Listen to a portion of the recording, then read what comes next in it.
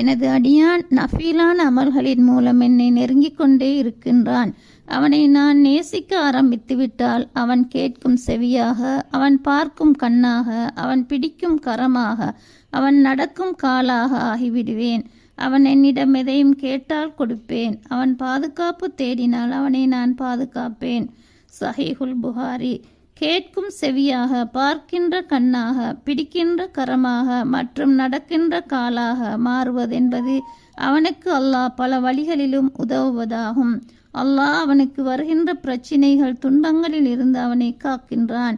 அவன் அழைக்கின்ற போது பதிலளிக்கின்றான். மேலும் உள்ளத்தில் மகிழ்ச்சியை ஏற்படுத்துகிறான்.